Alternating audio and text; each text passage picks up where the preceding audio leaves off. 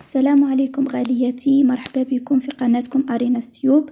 اليوم الفيديو تاعنا على الحجاب الشرعي، واش هما شروطه واش هما أساسيات خزانات المحجبة، خاصة للي راح تديرو جديد. ويلا نبداو على بركة الله. كاين 6 شروط للحجاب الشرعي، وهي: أولا أن يكون واسعا ساترا لجميع بدنها إلا الوجه والكفين، يعني واسع وماشي محدد عند الخصر ولا بالحزام. ثانيا ألا يكون لباس شهرة، ما يكونش مزوق ويلفت النظر من بعيد. ثالثا لا يكون مطيبا بالعطور أو البخور عند الخروج، ما تديرش ريحة قوية تتشم البعيد. رابعا لا يكون رقيقا يشف عما تحته، يكون قماش خشين ماشي شفاف. خامسا لا يشبه لباس الرجال، يعني سراول وتريكوات قصار. سادسا لا يشبه لباس الكافرات أو من اشتهر بالفسوق والعصيان، يعني الفنانات والمؤثرات والتربونات وغيرها. أولا الحجاب، كاين آلاف الموديلات والألوان، تقدري تختاري واش حبيتي مادامها تستوفي الشروط. لكن اليوم راح ننصحك بالألوان الأساسية لأنها تتماشى مع كل الألوان. يكفي تبدلي لون الخمار وراح تتحصلي على عدد لا نهائي من التنسيقات. الألوان المحايدة هي الأبيض والأسود البني الباج والرمادي. ثانيا الخمار، يمكنك اختيار خمار مربع عريض لإخفاء الأكتاف أو إسدال، وهو أسهل في اللبس وأضمن في الستر.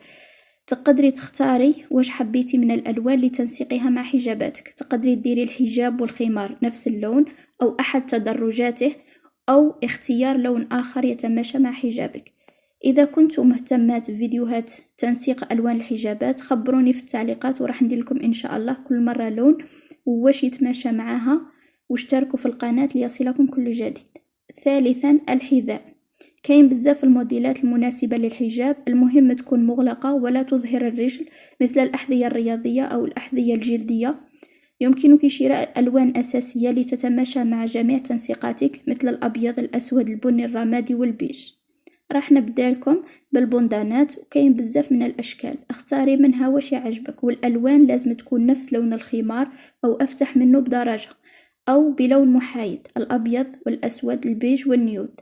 المساسك والدبابيس، كاين بزاف الاختيارات، لكن اختاري دبابيس صغيرة وبألوان محايدة. تجنبي الألوان الفاقعة والموديلات الكبيرة لأنها ملفتة للنظر وغير جميلة.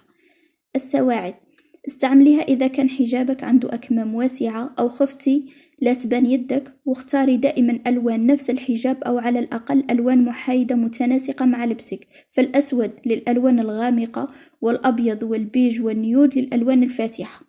ملابس تحت الحجاب، ارتدي دائما سروال أو فيزو تحت حجابك، فإذا لا قدر الله ارتفع حجابك أو أي شيء تكوني مستورة. اختاري الخامة حسب الفصل. وكاين اللي يلبسوا جيب تحت الحجاب لتفادي التصاقه في الجسم، فهذا أيضا اختياري على حسب خامة حجابك وتجاربك معه. وفي الأخير نتمنى تكونوا استفدتوا، نتمنى منكم الاشتراك وتفعيل الجرس ليصلكم كل جديد، ولا تنسوا الإعجاب والتعليق وبارطاجيوا الفيديو مع صديقاتكم أو أي وحدة ممكن تستفاد منه. أبقى لي غير نقولكم دمتم في رعاية الرحمن، والسلام عليكم ورحمة الله تعالى وبركاته.